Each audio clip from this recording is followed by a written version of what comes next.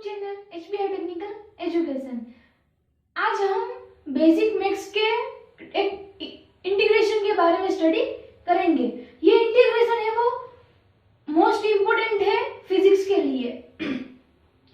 Physics के 11th and 12th standard में ये मोस्ट इम्पोर्टेंट है। ये इंटीग्रेशन को लेकर काफी सारे एग्जाम्पल्स है वो हमें सोल्व करना पड़ता है। तो ये इंटीग्रेशन जो है उसका सिंबल क्या होता है, इस तरह का होता है। जैसे यहाँ पे हम कैसा बोलते हैं, integration of y with respect to x, ऐसा हम स्पीकिंग करते हैं। तो इसको हम एग्जाम्पल की हेल्प से ही देखेंगे। For example y is equal to 5x power 6। तो यहाँ पे अगर हमें y का इंटीग्रेशन फाइंड करना है तो क्या होगा, integration y dx is equal to 5x6, यानी कि y का इंटीग्रेशन करना है विथ रिस्पेक्ट टू x। तो यहाँ पे हमें क्या करना होगा, 6 है उसको हमें आगे लेकर आना, 6 है उसको उसमें 1 प्लस कर देंगे एंड 1 प्लस करके जितना पावर है वो हमें मिलता है उससे हम डिवाइड कर देंगे। तो यहाँ पे क्या होगा, 5x पावर 6 प्लस 1 यानी कि 7, तो अपन 7। तो हमें आंसर क्या मिलेगा, 5x पावर 7 अपन 7। तो हमें यहाँ पे ये y का इंटीग्रेशन मिल गया, यानी कि y का इंटीग्रेशन यानी 5x पावर 6 का इंटीग्रेशन। तो यहाँ पे हमें 5x पावर 6 का इंटीग्रेशन क्या मिला, 5x पावर 7 अपन 7। तो ऐसे हम दूसरे एग्जांपल देखते हैं, y is equal to 6x। तो यहाँ पे आप देख रहे हो कि 6 के पावर में कुछ नहीं है। तो अगर 6 के पावर में कुछ नहीं है तो क्या है, 1 तो है। तो यहाँ पे हम क्या करेंगे, 1 में प्लस 1 कर देंगे तो पावर क्या हो जाएगा हमारा 2। तो अपन 2 कर देंगे तो हमारा आंसर क्या आ जाएगा, 6x स्क्वायर पावर अपन 2। तो यहाँ पे 6 एंड 2 है वो कट होकर हो जाएगा, तो हमें आंसर क्या मिलेगा, 3x पावर स्क्वायर। तो ये हमें इंटीग्रेशन मिल गया। ऐसे ही हम देखते हैं y इज इक्वल टू 6। तो यहाँ पे तो कोई वेरिएबल यानी कि कोई एल्जेब्रिक ही नहीं है। तो हमें पता है कि x power 0 is equal to 1। जब भी कोई भी वैल्यू की पावर अगर 0 होती है तो हमें आंसर क्या मिलता है, ऑलवेज 1 मिलता है। ये अच्छी तरह से रिमाइंड रखना, राइट। तो अगर हम x के पावर 0 कर देंगे तो यहाँ पे एज इट इज 6 ही हमें आंसर मिलेगा, 6 इंटू 1। तो क्या करेंगे, integration of y with respect to dx is equal to 6x power 0। तो 0 में प्लस 1 कर देंगे तो पावर में हमें 1 मिल जाएगा। तो हमें अपन में 1 पुट करेंगे तो क्या हमें आंसर क्या मिलेगा, 6x। तो हमें यहाँ पे शॉर्ट ट्रिक है वो नजर आती है। सब एग्जाम्पल में कुछ ना कुछ हमें यूनिक सीखना मिलता है। यहाँ पे हमें शॉर्ट ट्रिक क्या पता चलती है कि जब भी कभी कांस्टेंट, अगर ओनली कांस्टेंट डिजिट है उसका अगर हमें इंटीग्रेशन करना हो तो वहां पे उसका आंसर क्या आ जाएगा, 7x। अगर हमें 7 का इंटीग्रेशन करना है तो हमें आंसर क्या मिलेगा, 7x। अगर हमें 1 का इंटीग्रेशन करना है तो हमें आंसर क्या मिलेगा, 1x यानी x। तो जब भी हमें कोई कांस्टेंट का इंटीग्रेशन मिलता है तो वहां पे हमें विच वेरिएबल x हमें आंसर मिलता है। तो ऐसे देखते हैं y is equal to root x. तो यहाँ पे क्या करेंगे, पहले हम रूट एक्स को हमें पता है, रूट एक्स को हम कैसे डिनोट कर सकते हैं, 1/2।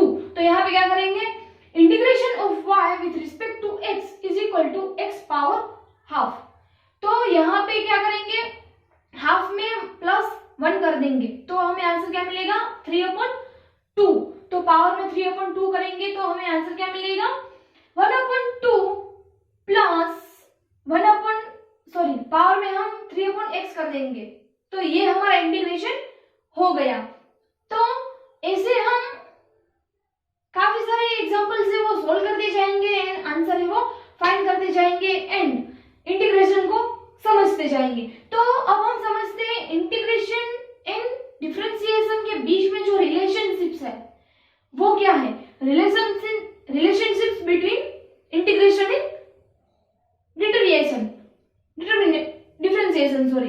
तो फॉर एग्जांपल मान लीजिए y is equal to x square है, तो तो यहाँ पे हम डिफरेंशिएशन करेंगे। तो डिफरेंशिएशन में उसकी फॉर्मूला क्या होती है, dy अपॉन dx, यानी कि y का differentiation with respect to x। तो यहाँ पे क्या होता है, हमें पता है पावर जो है उसको आगे लेकर आते हैं, n पावर में -1 कर देते हैं, तो क्या होगा 2 into x square minus 1 is equal to 2x।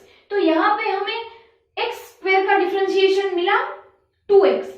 अब हम ये 2x का इंटीग्रेशन निकालेंगे, तो क्या होगा integration of y with respect to dx is equal to 2x। तो 2x यानी कि हमें कोई पावर नहीं दी गई है, तो इसका मतलब है हम समझ लेंगे इसकी 1, तो +1 कर देंगे तो क्या होगा पावर 2। तो इसको हम डिवाइड में 2 से डिवाइड कर देंगे, तो आंसर क्या मिलेगा हमें x पावर 2 अपॉन 2। तो ये 2 है वो कट हो जाएगा, तो हमें आंसर क्या मिलेगा x स्क्वायर। तो यहाँ पे हमें फिर से डिफरेंशिएशन जो हमें फाइंड करना था वो वैल्यू यहाँ पे फिर से मिल गई, उल्टा घुमा के भी वहां पे ही फुल आ गया। तो हम ऐसा बोल सकते हैं कि इंटीग्रेशन एंड डिफरेंशिएशन है वो दोनों आपस में रिवर्स है।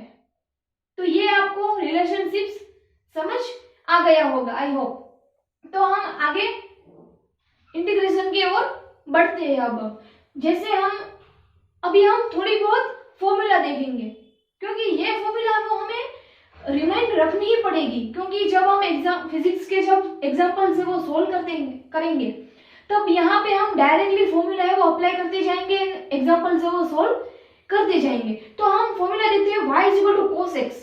तो अगर हमें बोला जाए कि y का डिफरेंशिएशन करो या y का इंटीग्रेशन करो, यानी कि y equal to cos x का इंटीग्रेशन करना है यहाँ पे हमें, तो क्या होगा integration of y with respect to dx is equal to sin x।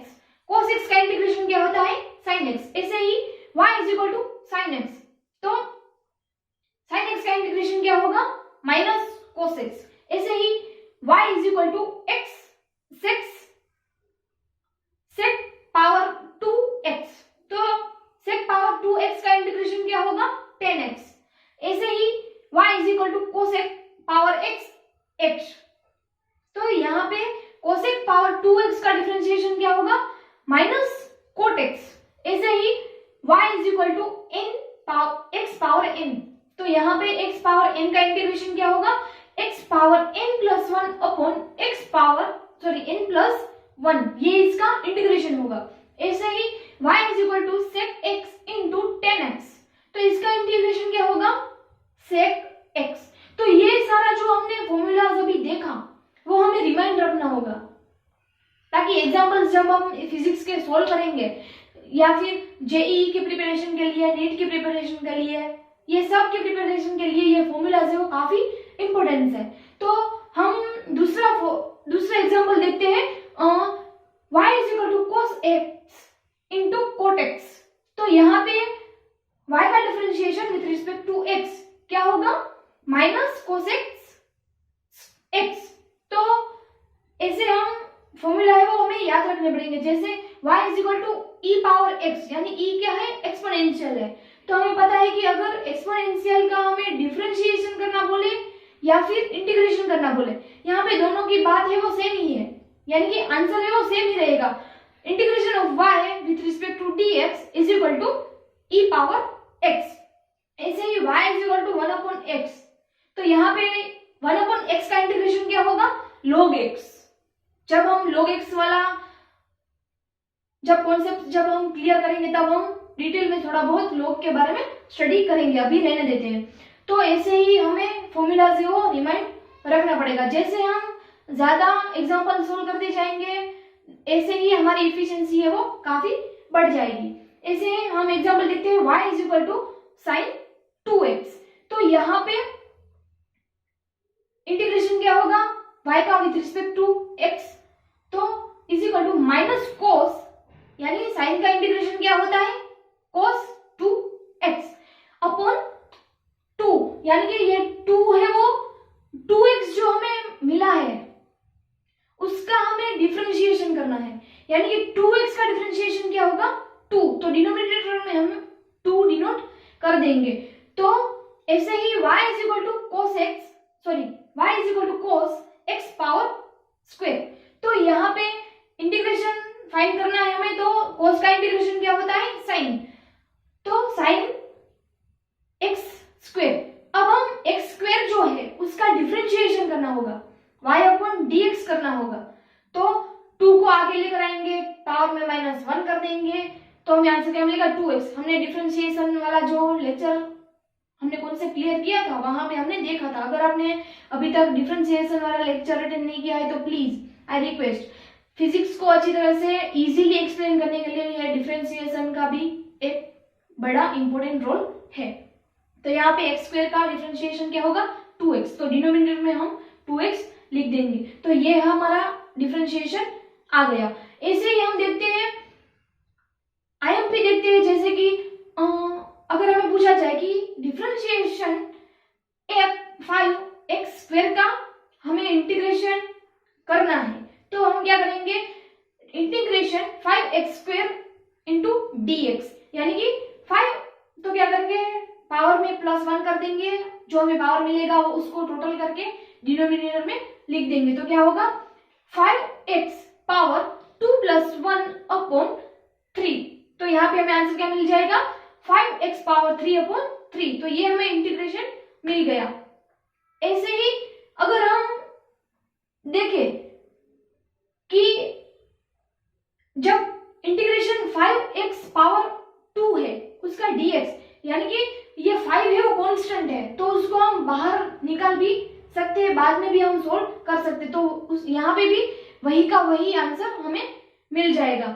जैसे 5 इंटू इंटीग्रेशन x स्क्वायर dx is equal to 5 into x square plus 1 upon 3, तो यहाँ पे हमें आंसर क्या मिल जाएगा x इंटू 3 क्यूब अपॉन 3, यानी 5x क्यूब अपॉन 3, तो यहाँ पे हमें कांस्टेंट ही आंसर मिला, सेम ही आंसर मिला, पद्धति अलग है बट आंसर है वो सेम मिला।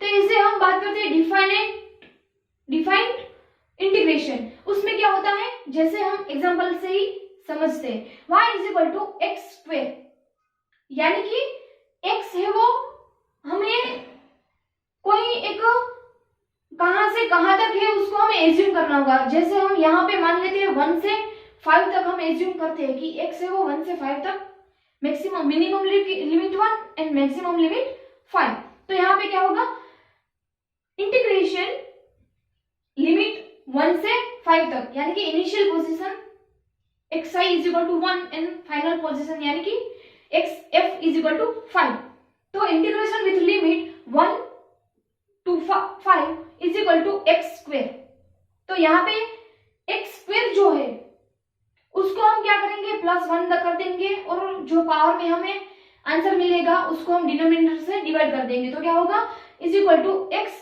पावर 2 + 1 अपॉन 3, तो यहाँ पे हम पहले इंटीग्रेशन को जब हम रिमूव करेंगे तो क्या होगा is equal to in bracket x cube upon 3 power in limit with limit 5 से 1 तक, तो पहले हम यहाँ पे x की जगह अपर लिमिट पुट करेंगे, बाद में x की जगह लोअर लिमिट पुट करेंगे।